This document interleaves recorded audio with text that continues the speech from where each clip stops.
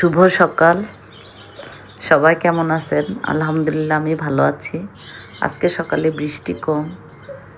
বৃষ্টি থাকলে একদিক থেকে ভালো, গাছগুলো একদম ধুয়ে পরিষ্কার পরিচ্ছন্ন হয়ে যায়। অন্য সময় কিন্তু গাছে অনেক পাতায় ধুলাবালি পড়ে থাকে। আমরা যারা ছাদ বাগানি তাদেরকে গাছের পাতা পরিষ্কার রাখার জন্য আলাদাভাবে পানি দিয়ে পাইপ দিয়ে ভিজিয়ে দিতে হয়। তো এখন আলহামদুলিল্লাহ ছাদে একেবারেই কাজ কম, কেননা বৃষ্টিতে গাছে পানিও দিতে হয় না। এখন শুধু আসি ছাদে গাছগুলোকে দেখার জন্য। আর এরকম ফলে ভরা, ফুলে ভরা, সবজিতে ভরা বাগান দেখলে একদম মনটা শান্তি হয়ে যায়। আর এক একটা গাছ বর্ষাতে এক এক রূপে সাজে। এই যে কামিনী ফুল গাছটা একেবারে কলিতে সারাটা গাছ ভরে গেছে। কয়েকদিনের মধ্যে সবগুলো ফুল একসাথে ফুটবে, তখন পুরোটা গাছ সাদা দেখা যাবে। কি যে সুন্দর লাগে, আর ঘ্রাণ তো সেটা বলার আর অপেক্ষাই রাখে না।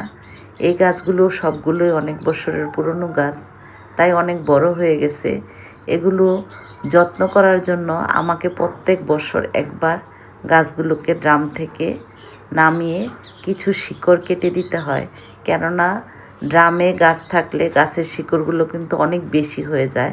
তখন যদি অতিরিক্ত শিকড় কাটা না হয় তাহলে গাছগুলো খাবার নিতে পারে না, কারণ অতিরিক্ত শিকড়ের জন্য নতুন শিকড় ছাড়তে পারে না। অন্য দিক থেকে বেডে গাছ অনেক সুবিধা। এই যে আমার এই বড়ই গাছ, সাজনা গাছ, এগুলো কিন্তু বেডে আছে 5-6 বছর হয়ে গেছে। এর মধ্যে আমি কোনো ধরনের মাটি চেঞ্জ করিনি, উপর থেকে শুধু খাবার দিয়ে দিয়েছি। তো উপর থেকে খাবার বলতে হলো গোবরের সাথে সামান্য কিছু অন্যান্য সার মিশিয়ে দিয়েছি, এছাড়া অন্য কিছু না। আপনারা যদি ড্রামে লাগাতেন তাহলে কিন্তু গাছটা কখনোই এত বড় হতো না। এই বড়ই গাছটির কিন্তু ফলনও বেশ ভালো।